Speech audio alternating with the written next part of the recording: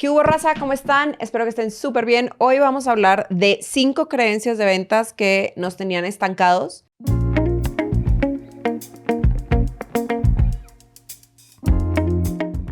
Muchas veces caemos en la trampa de pensar que todo en ventas es técnica, que para desatascar nuestras ventas tenemos que aprender ese hack nuevo, ese guión nuevo, esa como aprender a refutar o a contestar X objeción.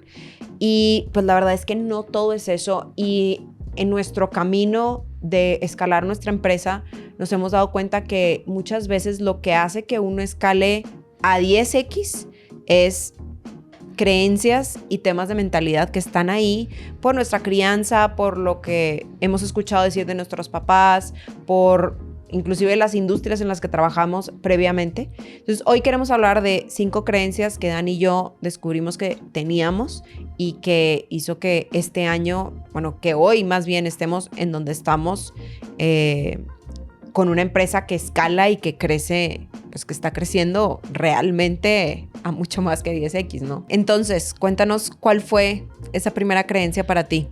La primera creencia que yo creo que nos pasa a muchos dueños o a muchos vendedores top, entonces, pues yo supongo que varios se van a identificar. Nos pasa a los mejores. Nos pasa a los mejores, sin duda, es: si yo no vendo, la empresa se cae. Si yo personalmente no soy el principal responsable de ventas, la empresa se cae.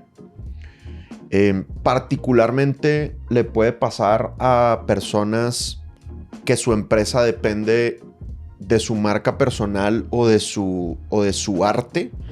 Por ejemplo, pienso en un amigo que tú y yo conocemos que es consultor en empresas familiares, ¿no? Entonces, él es el experto. O pienso en un abogado o en un médico.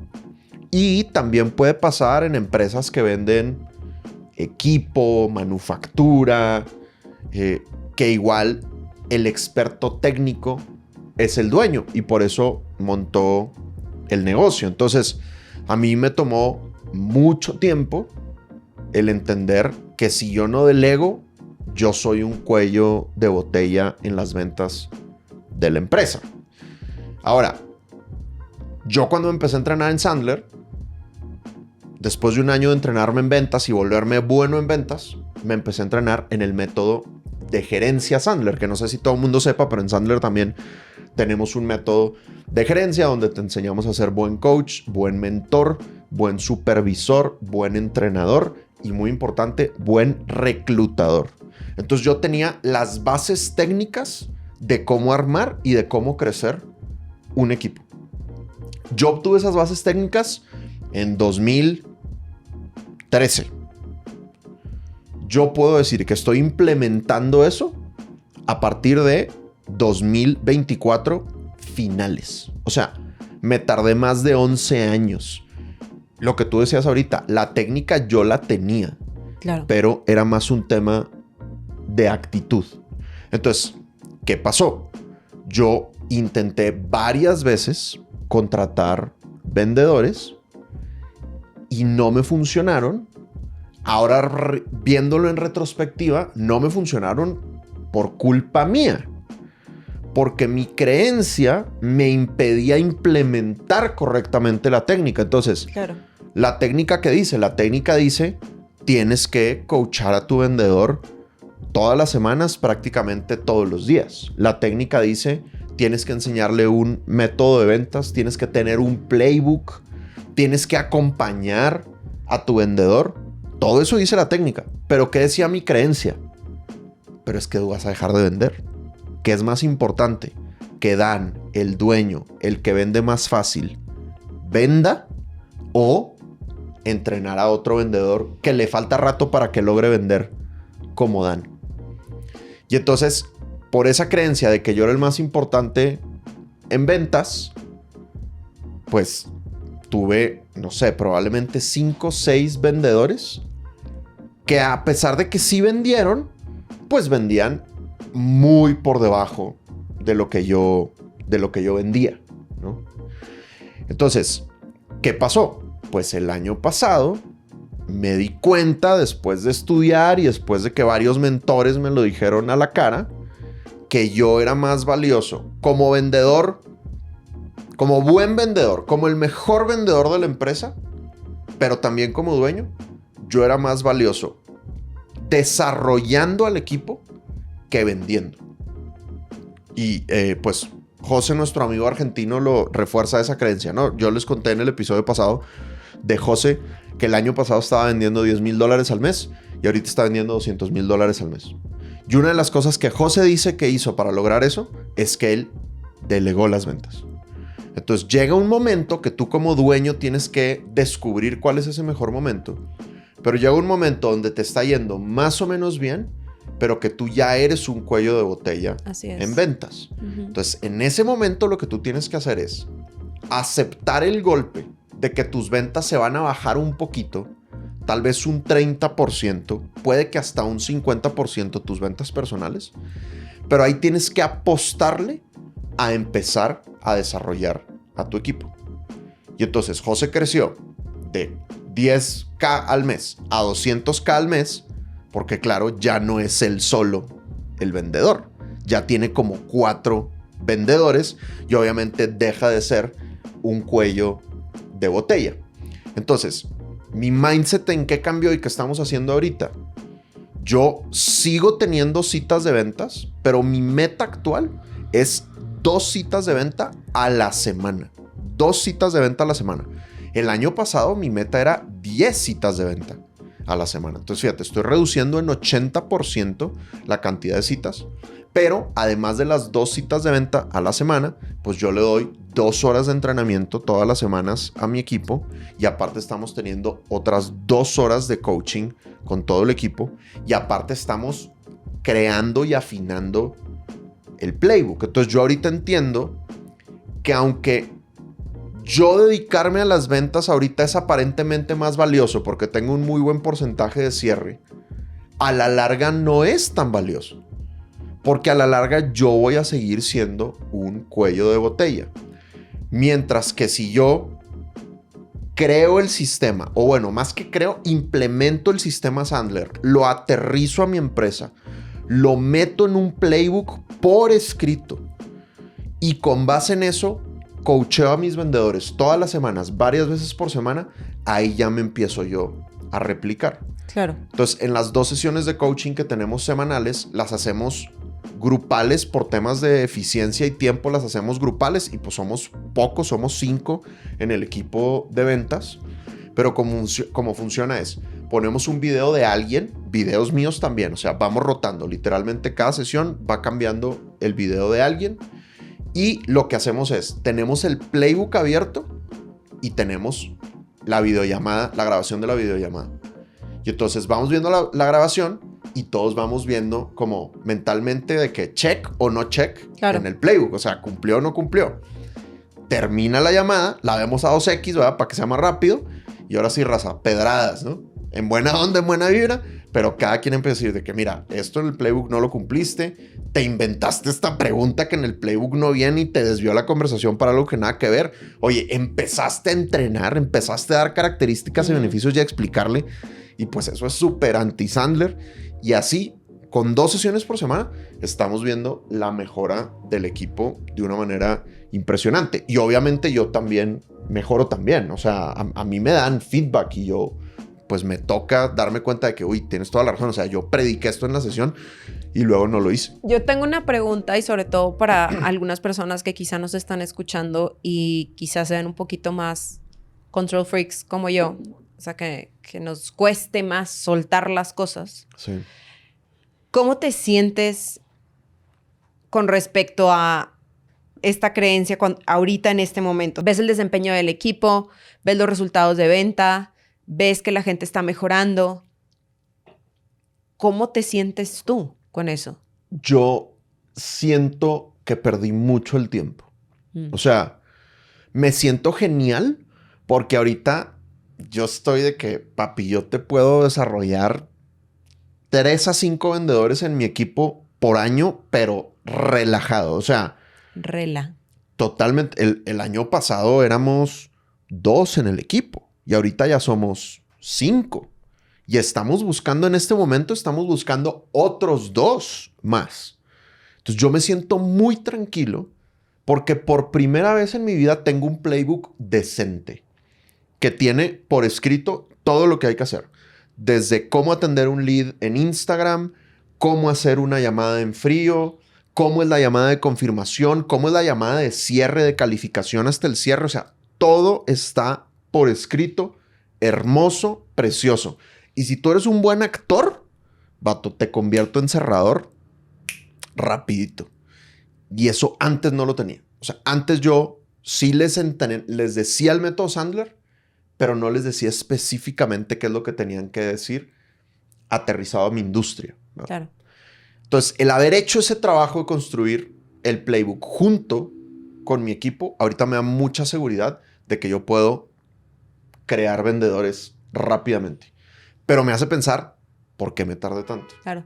Porque la técnica ya la tenía. Yo esto ya sabía que tenía que hacerlo, pero es que era la creencia. Que en el fondo me decía, Dan, pero es que tú eres el crack. Y yo sí soy creyente de que las palabras que tú utilizas para justificar por qué tu situación es A o B, también sesgan un poquito en qué te enfocas. Entonces, como dicen, en todo lo que te enfocas se amplifica. Entonces, si te estás enfocando y tú estás muy empecinado o empecinada en que no vas a encontrar un vendedor tan bueno como tú, eso es lo que te vas a fijar. Tal cual. Cuando tengas al vendedor más crack o a la persona con más potencial de ayudarte, te vas a fijar en todo lo malo y no en donde tiene esa área de oportunidad, inclusive donde puede llegar a ser mejor que tú. Correcto. Y yo no creo que exista ningún rol en una empresa que no implique desarrollo.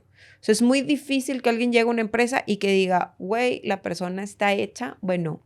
O sea, no hay que darle onboarding, casi creo. O sea, tienes que tener un proceso de onboarding y creo que nosotros también, al ser tan visionarios durante nuestra vida, hemos como descartado un poco la parte de procesos y hoy el tamaño de la compañía, el crecimiento que estamos teniendo, nos está forzando a que todo tiene que estar por escrito, todo tiene que estar documentado. Claro. Y el proceso de ventas es uno de esos y que tu equipo tiene que estar siendo capacitado y desarrollado por ti.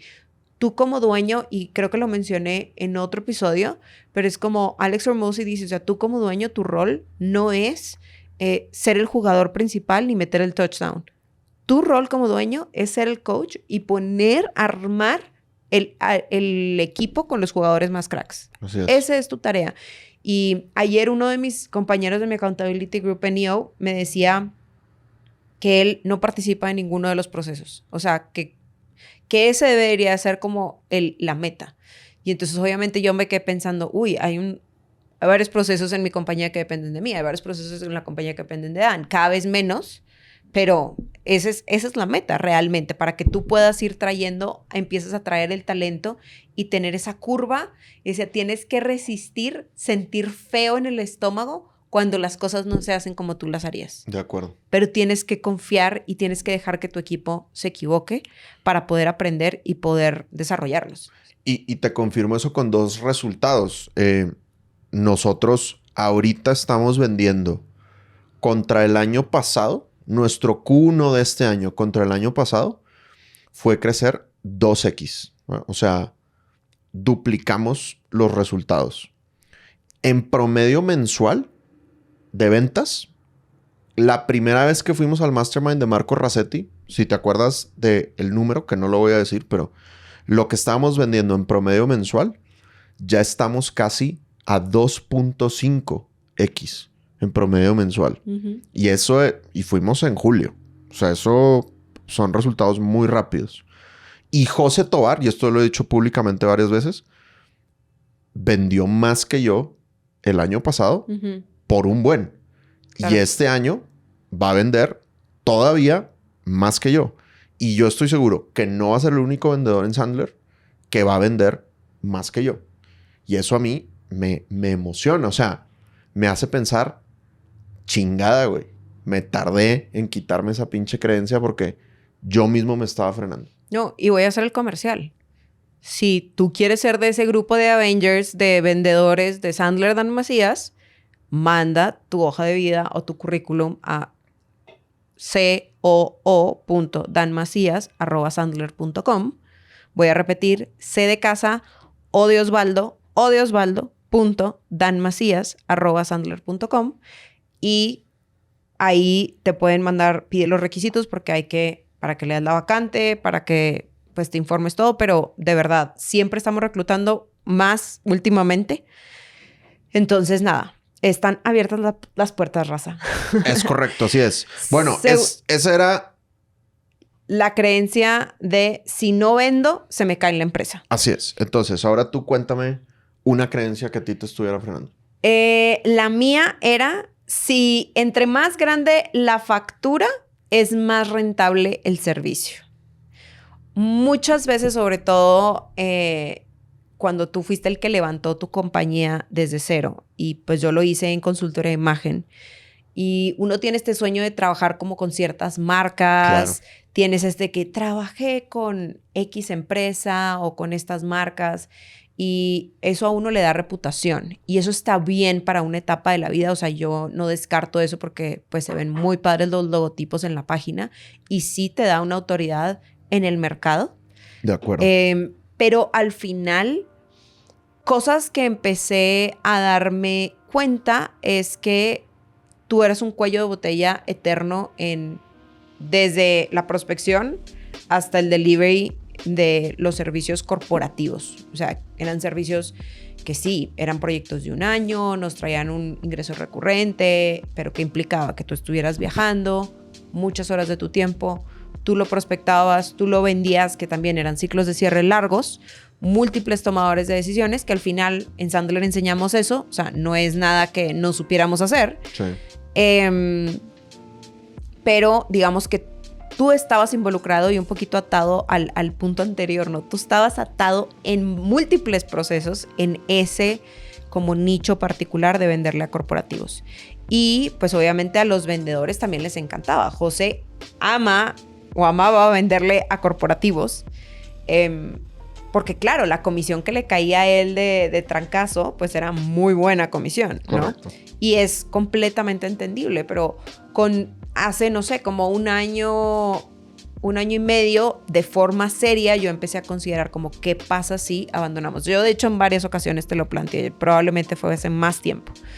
Y siempre había esta resistencia, ¿no? Siempre había como no, pero es que imagínate, es tanto al año, solamente corporativos, era como la mitad de la facturación. Claro. En unos inicios, cuando éramos solo Dan y yo, era el 90%, 80% de corporativos. Así llegamos a Colombia. Será como un poco como negar nuestra historia de cómo... nuestra esencia. Exacto, como de cómo llegamos. Y pues Sandler a nivel mundial ha capacitado a muchos corporativos. Claro. Pero digamos que empezaron a ser como estos cuellos de botella, empezaron a ser más latentes, y creo que lo que para mí fue la cereza del pastel es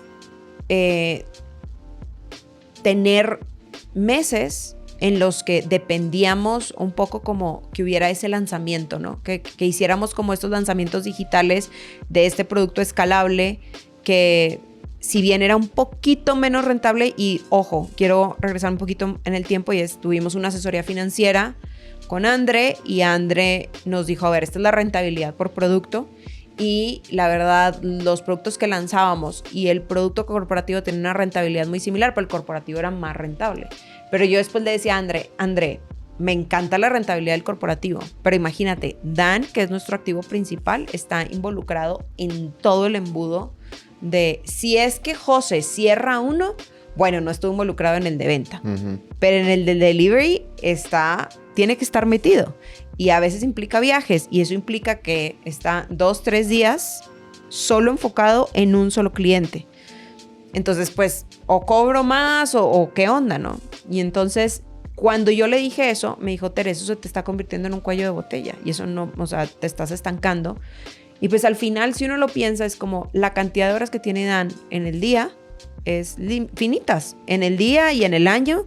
Y entonces empiezas a ver que tu empresa solamente te va a dar X cantidad de ingresos, y el potencial de crecimiento es muy poco. Y te pueden decir como, es que cobra más. Sí, y sí hay gente que está dispuesto a pagarlo, pero pues hay momentos en donde estás en un mercado y digamos tu diferencial no es el suficiente para que cobres 3, 5 o 10 veces más contra tu competencia.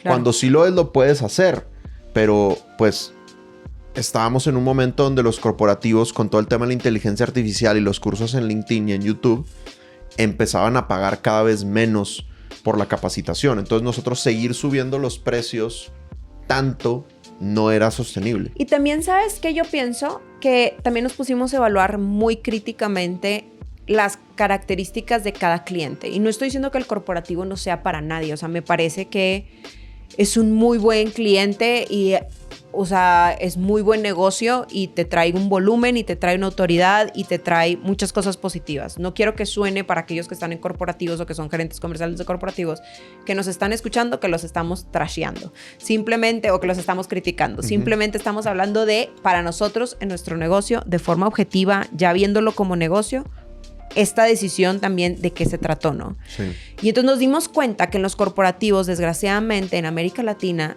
la rapidez con la que la gente puede implementar los conceptos, el seguimiento, muchos gerentes no quieren cambiar sus metodologías de ventas. Entonces, esa resistencia también hace que no haya resultados en el equipo. Por lo tanto, para nosotros es muy difícil seguir trabajando con alguien. Además, nosotros nos comparábamos con los gringos en Sandler y ellos decían, no, yo tengo un deal cerrado con X corporativo por 5 años. Tal cual. Mi amor, que en América Latina vas a cerrar un deal de capacitación por 5 años. O sea, no hay esa cultura de pensamiento futuro. Ahora, el lado B era, nos enfocamos en dueños que tienen una pequeña o mediana empresa, que venden solos o venden con un equipo comercial, pero ellos son quienes tienen el dolor y ellos tienen la decisión de inversión y ellos tienen el control y los resultados que hemos visto en los equipos que hemos capacitado. O sea, yo creo que inclusive la satisfacción para nosotros de ver la transformación, y no que antes no hubiera transformación, porque mucha de la gente que termina trabajando con nosotros es porque estuvo en una capacitación corporativa y se le cambió la vida y aprendió muchísimo. Pero también muchos de ellos son 1 en 1,000,000. De acuerdo. Tienen una mentalidad y unas filosofías de vida que ya los hacen diferentes. O sea, son high performers. Sí. Entonces, ahora en el modelo que estamos haciendo, vemos los resultados, vemos el impacto y la velocidad de ese impacto. Tener equipos comerciales, inclusive gente que trabaja para dueños, que tiene crecimiento de 127% en 2 meses, es una cosa absurda. Claro. Absurda. De gente con poca experiencia vendiendo que la está súper rompiendo. Y esa transformación al final se alinea más con nuestro propósito. A nosotros nos llena el tanque de por qué hacemos esto. Y yo no siento que los corporativos llenaran ese tanque. Sí nos dan la reputación, sí nos dan la autoridad, pero para nosotros, digamos, y no quiere decir que Sandler no funcione para un corporativo, simplemente pues cada franquicia tiene su modelo de negocio y nosotros optamos por este. Y en realidad le seguimos vendiendo a corporativos. Exacto. Solo que con nuestro modelo de producto, nuestro modelo de servicio cambió. Se parece más en cómo le vendemos una pyme, pero pues los corporativos también se están viendo muy beneficiados de cómo... Así es. De cómo entregamos el servicio y ahora, entonces, ¿no? Al final, también hoy que estamos a cierre de marzo del primer Q de 2025 y vemos este crecimiento de 200% en nuestras ventas versus el mismo Q de 2024, pues dices, o sea, me siento igual que tú, o sea, ¿por qué no hicimos esto antes? Y esa es como la trampa, creo que, del emprendedor o del dueño, digamos, como que siempre estamos buscando el ticket más grande, el ticket más grande y el ticket más grande, pero un ticket más grande que me crea múltiples cuellos de botella que dependen del dueño para desatascarse. También no estoy segura de que sea el mejor costo a pagar por un ticket grande o por una facturación alta, ¿no? Correcto. Y pues al final yo esto, o sea, lo que creo que hicimos diferente fue que nos enfocamos. O sea, y estamos ahorita enfocados en un solo producto, en un solo embudo. Y marketing, por ejemplo, ha estado mucho más tranquilo. ¿Por qué? Porque estamos enfocados en atraer a un solo cliente. Y eso es una lección que tuvimos que aprender pues entendiendo que haciendo primero este análisis financiero y después también operativo de decir como qué implica para el equipo que tengamos todas estas cosas, ¿no? De acuerdo. Buenísimo. Bueno, muy bien. Yo te comparto otra. Que es la tercera, ¿no? La tercera, muy importante, y es una que de vez en cuando me sigue pasando, ¿eh? Ok. Y es, no tengo tiempo para prospectar. Entonces, soy el dueño, soy el que también entrega el servicio, soy el vendedor, pero es que además tengo que revisar las finanzas y además tengo que hablar con los abogados. Entonces, yo no tengo tiempo para prospectar, que lo haga alguien más. ¿Qué es lo que pasa cuando te crees eso? Pues estás en una montaña rusa de resultados de ventas. O sea, tus resultados de ventas, tienes meses muy buenos, pero de repente tienes unos valles horribles porque prospectaste, cerraste 2, 3 deals grandes que te dan para 2, 3 muy buenos meses. Terminas de entregar el servicio y el cuarto mes, seco.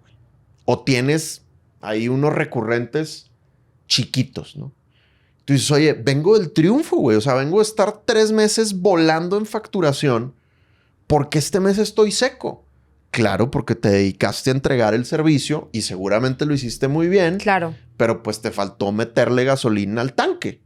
Y ahora, como tu ciclo de venta no es inmediato, pues te vas a tardar otros 2, 3 meses en recuperar ese nivel de facturación. Pero ¿cuál es el problema si no cambias la creencia?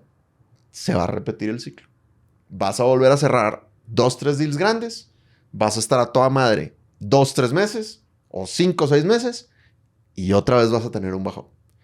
Entonces, lo que uno tiene que hacer, es lo que yo entendí en algún momento, es tú tienes que siempre estar pensando en que lo que prospectas hoy te va a generar resultados este mes, el siguiente mes y el otro mes también. O sea, no puedes estar pensando solo en, es que necesito generar para allá. No, tú todo el tiempo tienes que estar generando para el futuro. Porque si tú piensas, necesito preocuparme de los resultados ya, pues si tú ves el mes, oye, ya llegué a la meta del mes, pues me puedo relajar, güey, todo bien. Pero de nuevo, como tu ciclo de ventas es largo o de mediano plazo, si no prospectas ya, el otro mes o dentro de 2 meses, Te va a golpear eventualmente. no vas a tener. Claro. Entonces, ahora, yo me di cuenta de esto cuando fuimos a la Summit en Orlando y Mike Myers, que es un gran vendedor de Sandler y fue el que cerró Oracle originalmente, él nos explicaba el círculo de las creencias, ¿no? Cómo la creencia genera juicios, los juicios generan acción o inacción y la acción genera resultados. Y eso confirma tu creencia, ¿no? Entonces, claro, yo me ponía a pensar, oye, yo no tengo tiempo para prospectar, por lo tanto, no me conviene prospectar, por lo tanto, no prospecto, no tengo resultados de prospección, y entonces eso termina como reforzando mi creencia de, pues prospectar no vale la pena, con vivir de referidos estoy más o menos bien, ¿no? Uh-huh.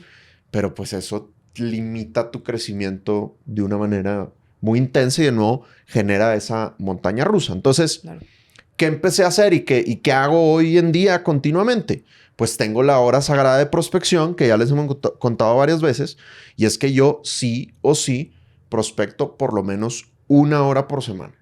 Y en esa hora por semana yo logro contactar entre 5 y 15 contactos que he venido recolectando de referidos, de networking, y eso me genera entre 2 y 4 buenas reuniones por semana.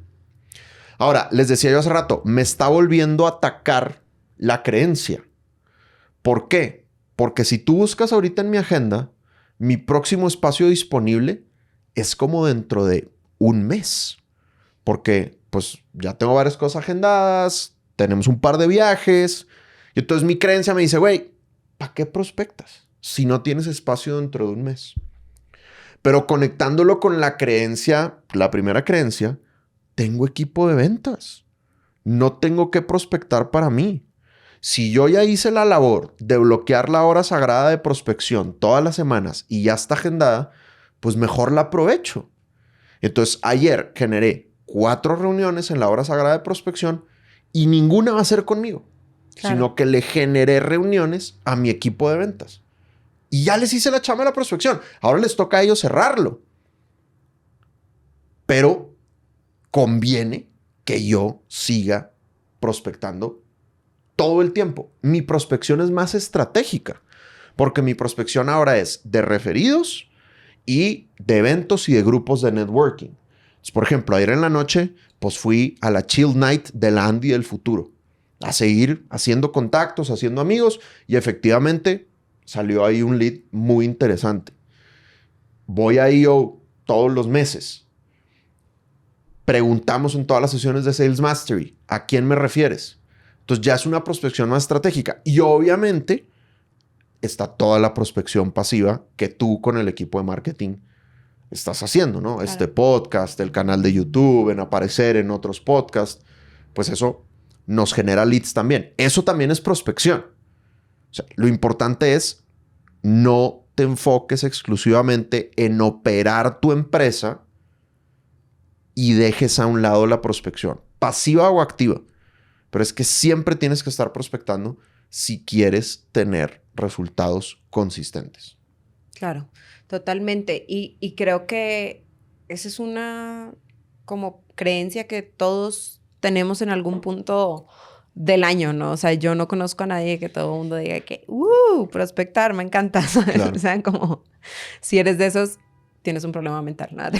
No, y siempre vas a encontrar mejores cosas que hacer que prospectar. Exacto. Siempre O sea, va, y más siempre- como dueño, operativamente siempre va a haber puedes decir, mil cosas. no tengo tiempo para prospectar. Siempre lo vas a poder justificar lógicamente. Pero es que esa es la creencia que tienes que cambiar. No tengo tiempo para prospectar. Sí, efectivamente, no tienes tiempo para prospectar. Pero es que algo tienes que sacrificar, algo tienes que cambiar la prioridad, porque prospectar es esencial para que tu empresa tenga... Continúe. Así es. Buenísimo. La creencia número 4. Esta es controversial, es fuerte y pues a todos aquellos que no sean dueños, tápense el ombligo. Mi equipo tiene que estar de acuerdo con mi estrategia y mis decisiones. Yo creo que por mi naturaleza tiendo a ser como traer muchas ideas muy disruptivas y nunca he tenido miedo a incendiarlo todo. A cambiar las cosas como de la noche a la mañana. Y he, digamos, aprendido a que ser un buen dueño de empresa es también hacer las paces, inclusive enamorarse de hacer pruebas y aprender a fallar muy rápido para después encontrar lo que sí funciona. Y yo creo que la mayoría de las personas tenemos este miedo. O sea, la mayoría de nosotros no queremos fallar, queremos como que las cosas continúen como están, que cometamos menos errores, como que es lo que nos dicen de chiquitos, ¿no? Hay que cometer menos errores, hay que ser más perfectos, y yo creo que el camino de ser dueño y ser emprendedor es precisamente cometer muchos errores.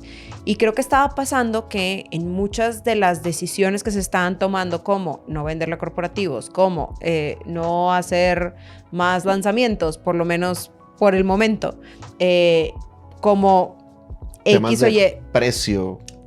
¿cuánto va a costar? ¿Cuál va a ser la logística? ¿Cuáles son los roles que vamos a contratar? ¿Cuánto hay que invertir en marketing? Esa era como mi discusión constante, era los montos y, o sea, Leslie se me atacaba, ¿no? Pobrecita. Y la verdad es que a veces uno tiene como esta ansia de que como dueño, nuestro equipo actúe como dueño, que nuestro equipo tenga como los mismos intereses que nosotros tenemos. Y pues eso nunca va a pasar. Ellos tienen otros intereses, tienen sus familias, tienen sus ingresos, tienen su estabilidad financiera, tienen sus cosas y pues también sus historias vienen con unos bagajes distintos a los de uno y la experiencia también pues le va quitando al dueño, digamos, como ciertos estigmas que uno tiene de niño. Porque si yo me pongo a pensar en mi crianza, pues mi papá hace futuros. O sea, créanme que si a alguien le gusta prevenir el error y es a mi padre y lo hace muy bien en los futuros. Pero digamos que pues yo crecí así, como con mucha seguridad, porque mi papá y mi mamá son muy previsores. Entonces, en ese sentido, creo que es algo que me he tenido que quitar. Es algo que he tenido que eliminar de mi vida como dueña y que me he dado cuenta que no me sirve, te estanca. Entonces, creo que lo que me sirvió, digamos, lo que al final caí en cuenta es, yo veo toda la estación del tren y la gente que trabaja conmigo ve su carril, ve como su área y hacia dónde tiene que ir su tren. Y a veces va a ser muy difícil que empaticen contigo y va a ser muy difícil con que estén de acuerdo contigo. Y creo que esa resistencia al cambio es porque, claro, es algo diferente, es algo controversial. Claro. Pero no significa que es algo malo. Significa que tú estás retando su manera de pensar y que estás retando su manera de hacer las cosas. Y entonces, ¿qué siento yo que ha funcionado? Por un lado, creo que ha sido como repetir muchísimo cuál es nuestra visión, nuestra misión, cuáles son nuestros valores y contratar a gente alineada a esos valores. Creo que también hablar mucho de nuestros procesos y de nuestros procesos internos, de nuestras conversaciones internas, de las cosas que hay que hacer. Traer a la mesa no solamente nosotros solos hacer las cosas porque nosotros decimos, sino, por ejemplo, a José lo llevamos al evento de Marcos, ¿no? Y hubo muchas cosas que para él se destaparon a nivel de creencias con una conferencia que hubo en la sesión, que hubo en el Mastermind. De alguien de Monterrey, muy importante. Exacto. De Sam. Regio Power, siempre. Sí, bien por Samael. Y creo que hemos invertido en capacitar al equipo y entonces muchas veces esa transformación o ese cambio de pensamiento es también como capacitando al equipo y dándoles ese espacio de recorrer el camino para darse cuenta de que tenemos que transformar nuestra cultura de estabilidad y ese como deseo de estabilidad, transformarlo en un pensamiento de vamos más rápido, fallemos más rápido, intentemos más rápido y tengamos el insight de por qué fallamos o por qué funcionó o por qué no funcionó más rápido para poder hacer las cosas bien más rápido, ¿no? O sea, si hacemos las paces con la cultura del cambio, no nos vamos a hiperventilar tanto. Y yo sí siento que en América Latina nos vendieron esta historia de el trabajo estable, la carrera estable, el sueldo estable. O sea, esa estabilidad que nuestros papás soñaron para ellos, que ellos lograron, porque muchos de nuestros padres fueron los primeros en ir a la universidad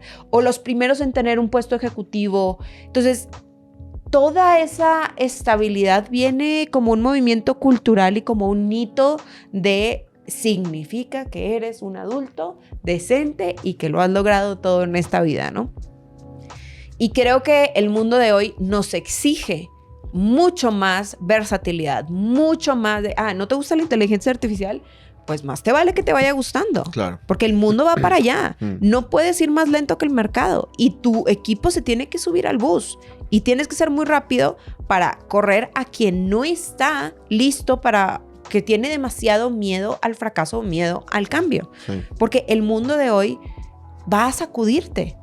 Te va a meter en una camisa de 11 varas. Y a mí siempre me llama la atención porque creo que el emprendimiento y el poner un negocio está muy romantizado y que la gente dice como, ay, lo máximo es ser dueño de tu tiempo y bla, bla, bla, bla, bla, todo ese sueño guajiro.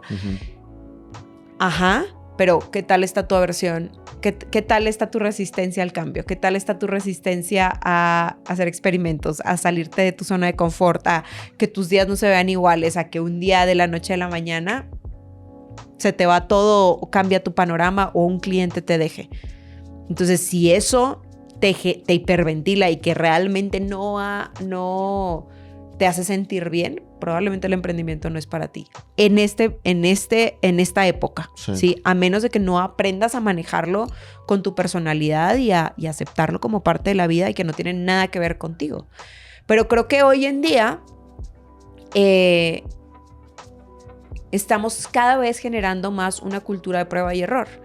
¿Qué pasa si fallamos? Pues nos regresamos a lo que teníamos. Oye, ¿qué pasa si dejamos a los corporativos y nos damos cuenta que nos está yendo mal? Dude, no va a pasar de 3 meses que nos regresemos a vender corporativos. Claro, That's it, no pasa nada. Sí. Y creo que también con esa mentalidad fue que nos vinimos a Colombia sin conocer a nadie. Claro, o sea, total. yo me acuerdo de haber dicho como, ¿qué pasa si no nos va bien? Y yo dije, Monterrey siempre va a estar ahí. Nos regresamos, todo bien. Llegamos a casa de mis papás o de tus papás. Exacto. A comer huevito. A hospedarnos. Claro. Y nada, creo que eso es importante y entender que tu equipo puede no entender la estrategia, puede no entender tus decisiones, pero lo que sí es que tiene que haber un alineamiento con los valores para que confíen en ti y se atrevan a tomarte de la mano y a ir en la dirección que tú quieres y fallar contigo, ir contigo, pero pues uno ahí sí tiene que decir como, güey, yo fallé o yo hice. Claro. Esta fue mi decisión y avanzar, ¿no? Pero no estancarse porque, es que quiero que mi equipo estén todos de acuerdo y todos estén felices y todos digan, sí, me parece la mejor idea. Sí, no hay que ser tan democráticos, ¿no? Así A es. ver, ni para un lado ni para el otro, ni exacto. para el otro. Yo creo que también depende mucho de tu disc. Entonces, si tú eres influenciador, loro o paloma estabilizador, pues tu tendencia va a ser agradarle a los demás, que todos estén bien, que todos estén tranquilos. Entonces, si tú eres influenciador o estabilizador, puede que te cueste cuando la gente no está de acuerdo contigo y quieres ser demasiado democrático. Entonces, que era lo que me pasaba a mí. O sea, yo me sentía mal como loro. Como loro que eres. Entonces ahí, pues, a ver, si tú eres el experto, tú eres el que está estudiando el tema, pues comunícaselos, pero no puedes estar de acuerdo con todo mundo y claro. No pasa nada. Por eso tú eres el visionario. Por eso tú eres el director de la empresa. Oye, si ya cometiste varios errores graves, bueno, pues también está bien considerar si le conviene cambiar de liderazgo a la compañía, ¿verdad? Claro. Tampoco pasa nada. Pero por otro lado, si tú eres águila como yo, dominante, o eres búho, eres analítico, puede que te excedas en no tomar en cuenta la opinión de los demás. Total. Puede que te excedas en no comunicar los motivos de por qué estás o no comunicarlo en general. O no comunicar, así es. Entonces, digamos, piensa tú que eres como líder para que tú veas como qué tan mejor comunicador tienes que ser o menos democrático tienes que ser. Pero al final estoy de acuerdo con esa creencia, cambiar la creencia de, oye, ¿todos tenemos que estar de acuerdo? Uy, difícil. Y siento que eso sí nos frenó en varios momentos. Me parece bueno que ya no estemos actuando así. Así es. Última creencia. Hay que hacer más para hacer más dinero. Y yo creo que esto a todos los dueños nos ha pasado. Si todavía estás ahí, te sientes ahogado haciendo demasiadas cosas, muy probablemente sea por esto.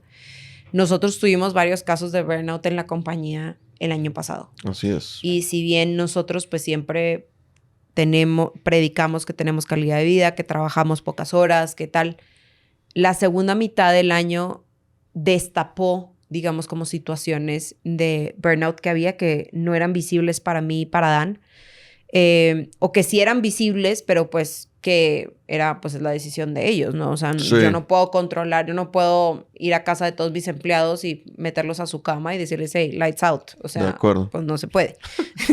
Niños, a dormir. Pero creo que también caíamos presa de que oye, hay que vender más. Y entonces, hay que sacar un producto. Mi amigo fulanito estaba platicando en una reunión y me dijo que es súper fan de máquina y entonces me dijo que deberíamos hacer tal cosa. O llegaba gente y me decía, es que a mí me encanta lo que tú haces, me encanta Sandra, sí, pero es que yo necesitaría para mi empresa que tú hicieras, que el servicio significara que tú, Dan, fueras y estuvieras con ellos haciendo llamadas on-site, que los escucharas y que les estuvieras como dando retroalimentación de su llamada. Y es como, tú sí sabes que solo hay un Dan, ¿verdad? O sea, y si bien todo suena como buenísimas ideas y la gente solo lo está diciendo de su corazón, a uno, pues le cae como tengo que. O sea, Claro. tengo que, y pues digo yo soy, Porque es que ¿verdad? me va a generar más billete, pues. Exacto, exacto. Y como que si tengo más gente feliz, tengo que, voy a hacer más dinero, ¿no? Y otra cosa en donde creo que esto también se veía era muchas demandas de, es que el podcast tiene que estar en los charts, es que Sí, también. el podcast tiene que tener tantos seguidores o tantos no sé qué. Y si bien el podcast ha ido creciendo, cada vez crece más y hemos tenido un ritmo de crecimiento sostenido, también de repente no nos deteníamos a pensar por qué queremos estar ahí. Claro. O sea, queremos ser virales o queremos atraer a la gente adecuada. Y entonces como pensamientos un poco más estratégicos. Y mucha de la tentación era como, ay, es que tenemos que tener un producto para este cliente en particular porque me lo están pidiendo. Y si bien hay que escuchar al cliente, también hay que escucharnos a nosotros mismos. Y no fue hasta este año, literalmente, que fuimos muy radicales con el solo vamos a hacer una cosa. Muy radicales. Un producto, un embudo de ventas, hasta que lleguemos a el millón, superemos el $1,000,000, un poco más. Entonces, si eso no sucede, ¿por qué? Porque también empiezas a darte cuenta que el agotamiento del equipo es porque no saben a qué darle foco, porque uno como visionario generador de ideas está diciendo como, esto es importante esta semana y luego la siguiente semana es importante y es un avatar diferente. Y pues somos una pyme, ¿verdad? O sea, no se puede abarcarlo todo, ¿no? Entonces, yo creo que pensar también en la carga operativa y administrativa que eso genera. Oye, ¿cuánto le toma a la administradora facturarle a un corporativo? ¿Cuánto tiempo se van a tardar en pagarnos? Servicio muy rentable, pero ¿cuándo llega el cash? A 60 días. A 30 días si te fue increíble. Entonces, todas esas cosas juegan en... De las cosas que vamos a hacer de más, no necesariamente significa que es más dinero. Y puedes estar generando unos cuellos de botella para el dueño, para los operativos, para los administrativos. Y eso hace que el equipo esté dividido en 1000 cosas y rinda menos. Y entonces, yo creo que al final las situaciones de burnout que tuvimos es como esa falta de enfoque le está cobrando la factura a miembros del equipo, ¿no? Correcto. Y al final, hasta que no llegó a nosotros, creo que fue que dijimos, ya no más. Claro. Pues esto no puede pasar. Porque nos salpicó tantito al final del año. No fue así toda la vida, pero al final del año me salpicó a mí. Tantito me parece muy optimista de tu parte, ¿verdad? Pero, o sea, bastó que me salpicara a mí como para que, hey, pues esto no va a pasar el siguiente año. Así es. Y entonces bajas el pie y eres mucho más como directo en la comunicación. O sea, ya no abres la puerta. Hay ciertas cosas en las que estás abierto a recibir opiniones y en otras no. Y está bien. Pero yo creo que también tocó venderle la idea al equipo de hay que hacer menos. Hay un libro que les recomiendo. Se pueden leer el resumen, no lo tienen que leer todo, pero tiene muy buenas historias. Se llama Uncommon Service, de Harvard Business Press. Uh-huh. Y esencialmente la tesis del libro es: tienes que elegir cosas en las que seas malo en tu servicio para que puedas ser especialmente bueno en otras cosas.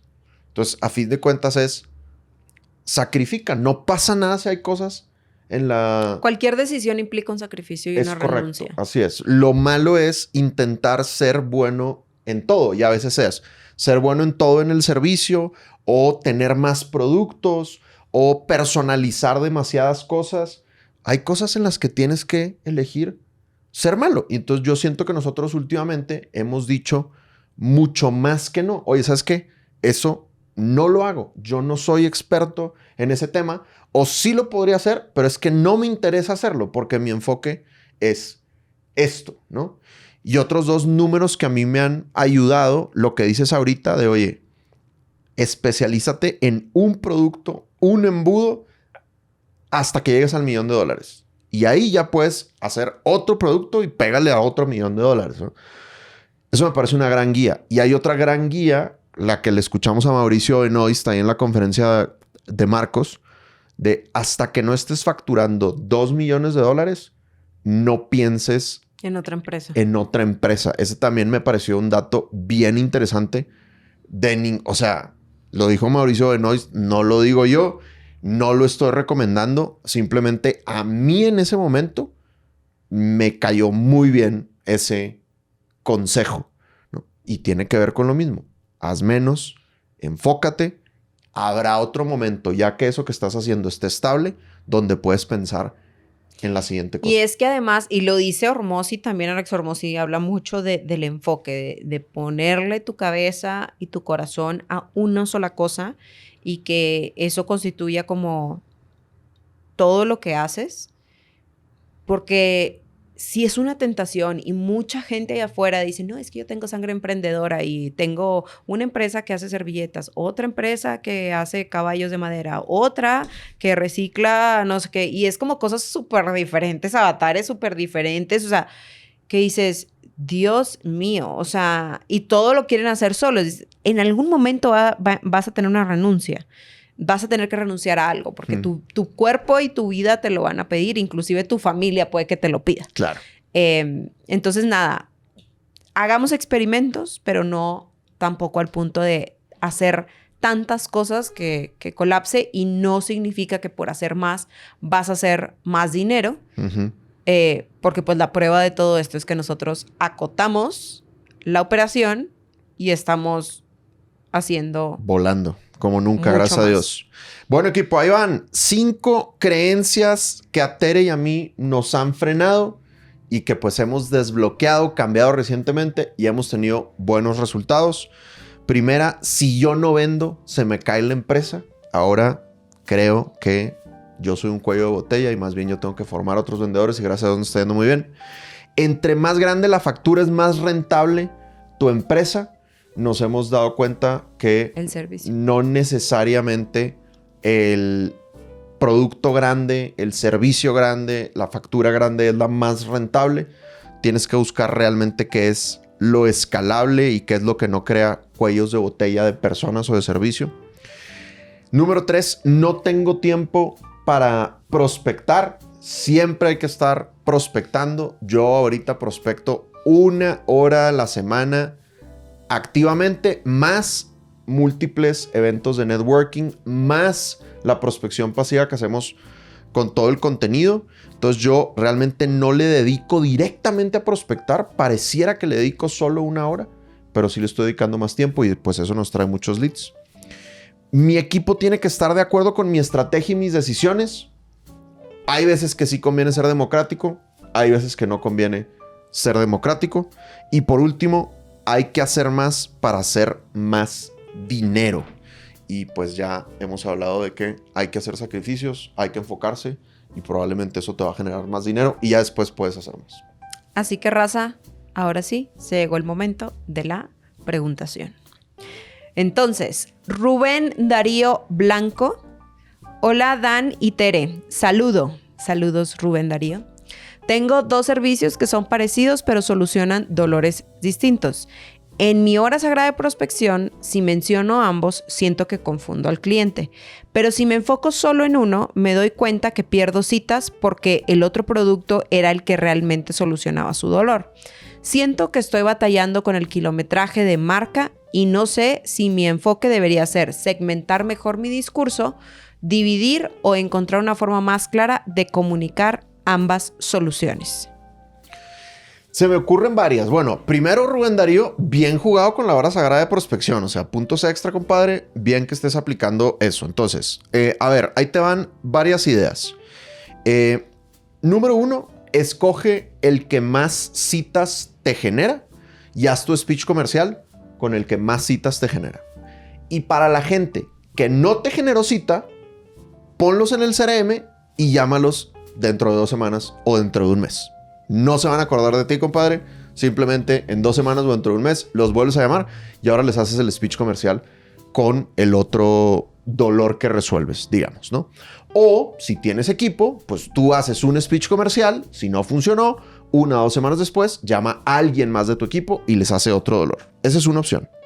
La otra opción es que hagas un acuerdo previo de que vas a decir 2 cosas, como, mira, fulanito, te cuento rápidamente a lo que me dedico, te quiero aclarar, son 2 líneas de producto diferentes, te cuento la primera y luego te cuento la segunda. ¿Te parece?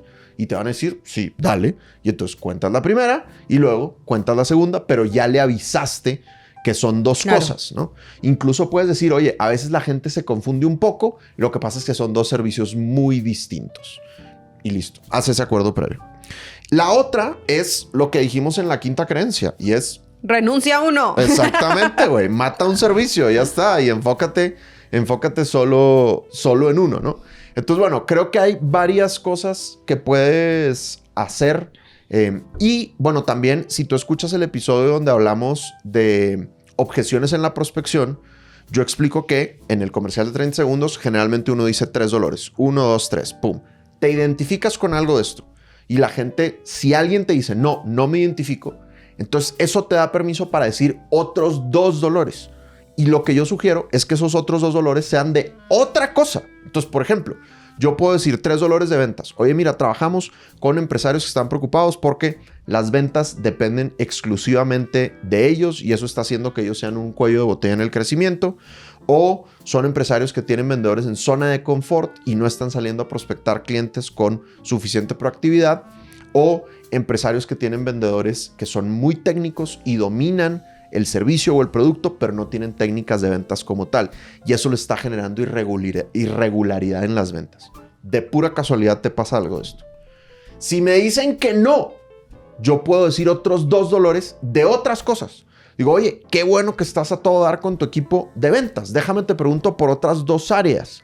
Yo a veces trabajo con personas que no están tan contentos con su equipo de líderes, porque los líderes eran muy buenos técnicamente en lo que hacían, eran muy buenos comerciales, pero los pasaron a líderes y al pasarlos a líderes no se sienten tan completos en herramientas de liderazgo y además perdieron su producción de ventas.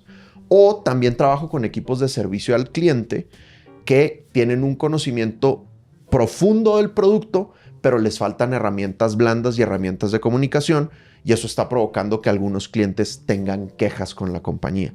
No sé si algo de esto otro te pase. Entonces, primero di 3 dolores de ventas. Como me dijo que no, me fui a otras 2 áreas. Me fui a gerencia y me fui a atención al cliente. Entonces, también, Rubén, podrías hacer algo así. Entonces, bueno, ahí tienes 4 alternativas, compadre. Espero te sirvan. Muchísimas gracias y los vemos en el siguiente episodio. Hablamos, raza. Éxitos. Chao. Chao. Bye, bye.